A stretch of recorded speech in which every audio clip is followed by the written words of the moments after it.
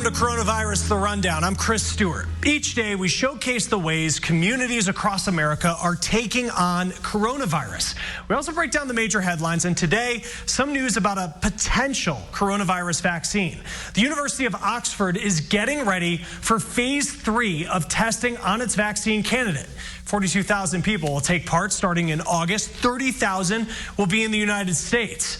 Participants will get 1 or 2 doses of either the vaccine or a placebo. Now, the National Institutes of Health is conducting and funding the trials. A government loan program is helping small businesses pay their bills and keep employees on the books. Some business owners say the process to get those loans forgiven is just too difficult.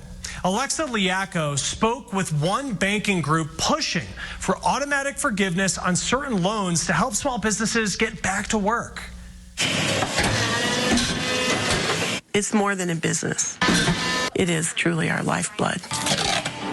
It's a story 91 years in the making. I'm the 3rd generation out of 5. We're really part of what goes here because we have a legacy that we're continuing. A tradition of artistry. Grandfather learned bookbinding in the King's Court in Copenhagen. A family heritage Gail Lindley was desperate to save after COVID-19 slowed her business to nearly nothing. There's an invoice in here from February 26th that we haven't been paid for. There was a lot of sleepless nights because we were wondering, how are we going to do this? How are we going to pay our staff? But a government loan from the Paycheck Protection Program came just in time. I actually cried when we got it. Now Lindley is worried about the extensive requirements to make sure her loan is forgiven. The bank had told us, you really need to document well. The PPP loan forgiveness application is 11 pages long and requires companies to carefully document all spending on payroll, rent, and utilities. Companies must also prove they've retained workers and kept wages the same to earn full loan forgiveness. Consumer Bankers Association CEO Richard Hunt says documenting this is an unnecessary burden. Right now, small businesses across the country are spending about $2,000 more and about 15 more hours submitting another additional set of paperwork. We're saying just forgive all those loans under $150,000. There's only so many hours in a day, so it's really important that I want to spend it working on my business and not working filling out forms. The Small Business Administration is requiring the most documentation for businesses who want full forgiveness.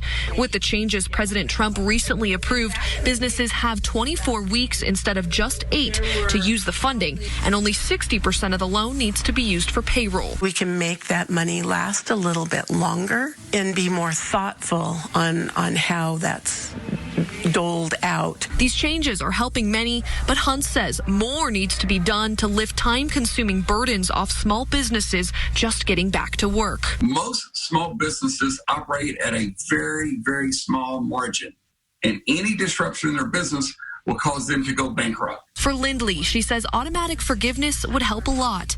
She's just hoping all the bookkeeping she's done will be enough to keep her family's story alive. In Denver, I'm Alexa Liaco reporting.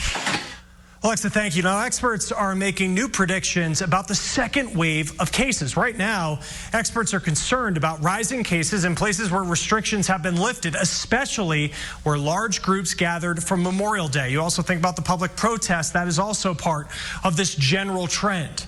The Institute for Health Metrics and Evaluation thinks the second wave will hit September 15th. It estimates the death toll will near 170,000 by October. According to data from the COVID Tracking Project, 12 states have seen coronavirus hospitalizations rise since Memorial Day. According to Johns Hopkins University, there has been at least a 10% increase in week-to-week cases reported in 19 states. Now, as we approach the expected second wave, we may have noticed fewer people have been taking precautions or really just letting their guard down. Psychiatry experts say this is a normal response called caution fatigue. People start to become desensitized to the stress and the information around them. So they begin to adjust to the alarms to reduce their stress, and they just take longer to respond to any of the precautions. Yeah, she says that we let our guard down as a way to take control of the situation we're in. We may also become more confident in confronting situations that may initially have scared us, like going out in public without a mask, and we'll also start ignoring threats and hazards. Now, with the second expected wave, Jackie Golan says that we should stay informed and get information from trusted health professionals. It's also important to consume news from different outlets so we really pay attention more. You can begin to figure out what is the right level of fear. In this regard, you want to kind of balance what is reasonable to be fearful of and what is appropriate control. Golan says that she expects people to up their guard and take more precautions again as we do approach that expected second wave of cases. A flood of foreclosures and evictions, experts believe that's what we'll likely see in coming months as eviction moratoriums end. So what should you do to protect yourself from an eviction or foreclosure during this recession? Chris Conti with some answers.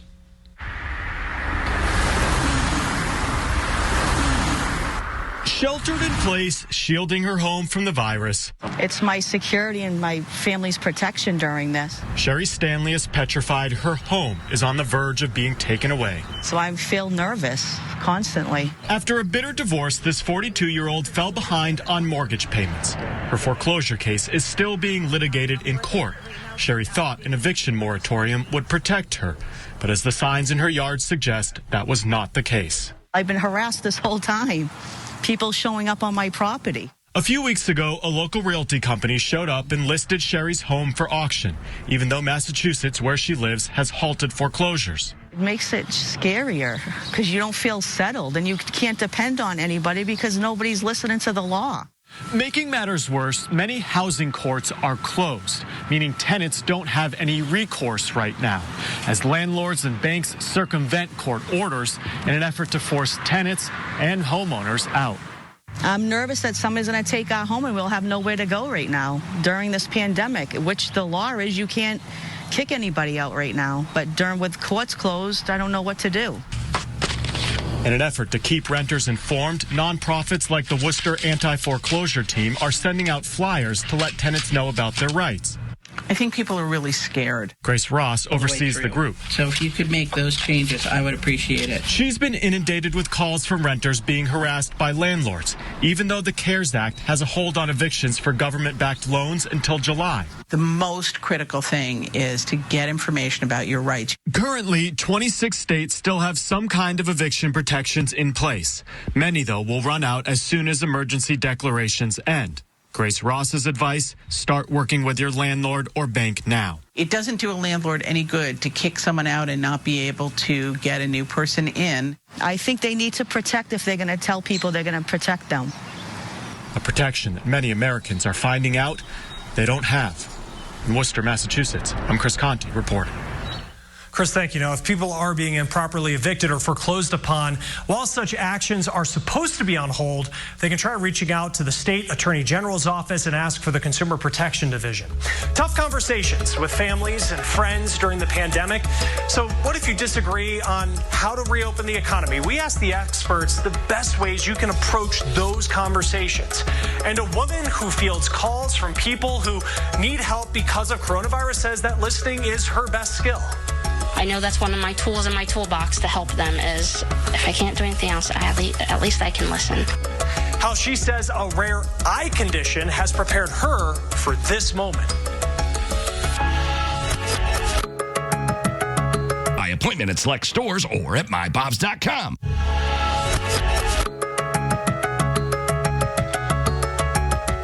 Months of isolation and social distancing has taken its toll on Americans. But for the 30 million struggling with eating disorders, that stress can make them especially vulnerable. Mental health experts told Usher Qureshi they have seen a recent spike in people looking for help. Growing up in a conservative South Texas family, Eric Dorsa says not fitting a stereotypical masculine identity drove him into a dangerous relationship with food. I developed an eating disorder as a way to cope with emotions and thoughts and feelings about myself that I couldn't express as a child. 13 years into recovery, it's still a battle. It was the hardest thing I've ever done. It is like a giant car crash going off in the middle of your life, and you have no choice but to deal with it. Dr. Ellen Astrachan Fletcher is the clinical director of the Eating Recovery Center in Chicago. The International Center treats eating disorders like anorexia, bulimia, and binge eating. Does this pandemic and the isolation contribute to worsening difficulties with eating disorders? Absolutely, 100%. She says for millions suffering from eating disorders, the months-long lockdowns and isolation from support systems is amplifying the problem. With grocery stores not stocking certain products, experts say that could be a trigger for people who need that normal routine and those specific food brands to help keep them on their recovery track. The reality is we have to be flexible in this time because due to the pandemic, things are not what we expect. People turning to food for comfort and social media messaging about weight gain are not helping. When someone starts engaging with an eating disorder, they tend to isolate, and that feeds the eating disorder. So the isolation and pushing loved ones away is one way the eating disorder grows. The National Eating Disorders Association says it has seen a 74% increase in calls to their helpline during the pandemic as compared to the same time last year. Even though sometimes it feels like we're alone, you don't have to be. And there are lots of people here to be there with you. Dr. Astrachan Fletcher says it's important to seek professional help. Take a friend or family member with you when you go to the grocery store and set up virtual online dates for meal times or snack breaks. Eric Dorset, now 13 years into recovery, says it's important to find your helpers. You're not alone, and you're enough just as you are. You don't have to show up any other way other than with what you have, and let people help you find the next steps for you. Reporting from Chicago, I'm Usher Qureshi. Usher, thank you. And women have been impacted more by job loss during this pandemic. This is according to an analysis by the Institute for Women's Policy Research. It found in April the unemployment rate for women increased almost 3 percentage points above the rate for men. Now, it's a direct contrast to the 2008 recession, which left more men out of work. Now, the Institute says this time is different. Women dominate the fields that have had the most coronavirus-related layoffs. We're talking hospitality and education. Women of color are impacted even more. The unemployment rate is the highest among Hispanic women. The Institute's president and CEO says many of those were low-wage jobs. Many of these women, both Black and Latina women, women of color, were economically vulnerable before the start of the pandemic. And the pandemic has only worsened those circumstances and their vulnerability. Now, this comes after a strong start to the year. The Institute celebrated women making up 50% of the workforce. They say women will face more challenges getting back to work compared to men. If it feels hard, it's because it is. And communities, businesses, as well as policymakers need to step up to make sure that women who are unemployed have the opportunity to re-enter the workforce. And for those who can't, they have the necessary social supports they need to be able to take care of their families. The Institute says the biggest barrier is a lack of child care support. They're also pushing for paid sick leave and higher wages. Now, people may be anxious to see their family members again with social distancing measures still in place. It doesn't mean you shouldn't see loved ones, but you should proceed with caution and put some boundaries in place. Now, it's important that you set up these boundaries before meeting, and you're confident in saying if you don't feel comfortable. When we're communicating a boundary to people, it's important that people practice that language ahead of time, to pick, again, very specific language, and to rehearse it so that you can say it with some degree of confidence. Psychologists say it is okay to feel uncomfortable and to change your mind. Now, anyone who works in a call center is expected to be a good listener, especially when you're taking calls in response to COVID-19. Robert Boyd shows us a woman in Florida who says listening is her best skill. Thank you for calling Department of Management Services. State information. My name is Katie. How can I help you? Katie Bandel prides herself on her listening abilities. She was born with a rare eye condition and has been blind for the past 8 years. I know that's one of my tools in my toolbox to help them is if I can't do anything else, at least I can listen. Katie has been answering calls for Service Source for more than a year. When COVID-19 reached record numbers, so too did the phone calls to the state asking for help. It's just mostly 411, so we give out phone numbers for other state agencies. Working from home, alongside her guide dog Charlie, Katie feels the pain in people's voices. They are frustrated and having a very difficult time. Even though a call may only last a minute or two, she receives a great sense of pride knowing she made a difference. You know, when you first talk to them, they're kind of frantic when you're talking to them at first, and then by the end of the call, they seem a lot more calmed down. Katie had been looking for a job for 2 years before she found Service Source. She said the timing couldn't be better. Having a job and contributing to my community, not always having to rely on people, that's important to me. Now, graduates are dealing with missed milestones during the COVID outbreak, how schools are getting creative to make this time special, and how Hollywood is helping.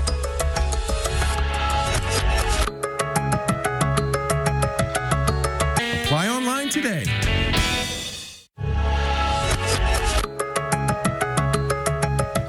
Welcome back. High school seniors are coping with missed milestones. And as our Amanda Brandeis learned, schools are getting creative to make this time special, even recruiting some help from Hollywood.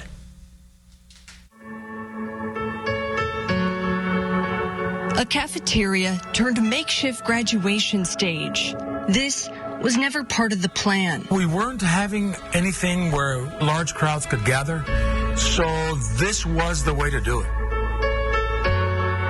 Each exam, paper, and passing grade That looks good right there. was supposed to lead seniors to a different ending of their high school story. Fellow graduates, today we're going to do the Pledge of Allegiance. Students at this continuation school in Calexico, California are taping a virtual graduation.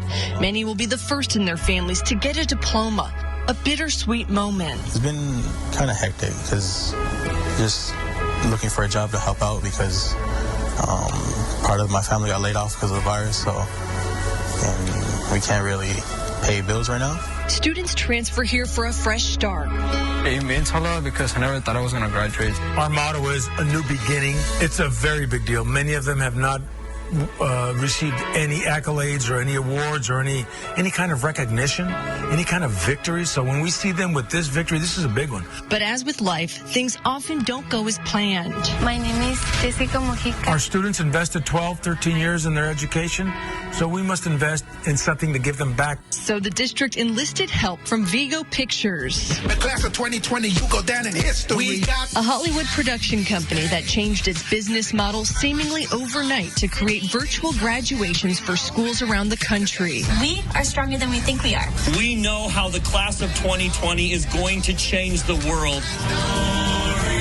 Customized for each school, the ceremony is a tribute to students' talents and achievements from the last 4 years. Thank you so much for always being there for me and cheering me on. It meant so much.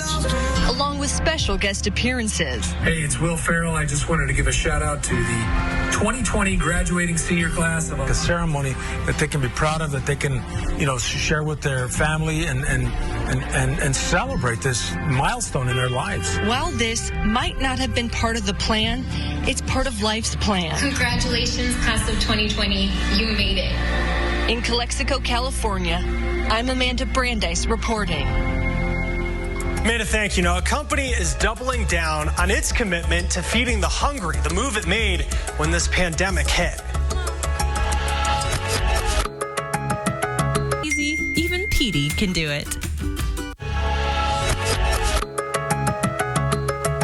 Welcome back. We like to end the rundown with the stories that remind us of the good that is happening in America. And today, a backpack company is stepping up. Adventurous Backpack Company already donated 25 meals to Feeding America every time they sold a backpack. And now they're doubling their donation. There's a decrease in donations. There's a decrease in obviously volunteer hours. And at the same time, the demand is bigger than ever. So that's why we've decided to double the meals provided during this time. Adventurous Backpack Company gives to 200 food banks. And that's all the time we have today for Coronavirus The Rundown. We'll see you next time. I'm Chris Stewart. Thanks for joining us.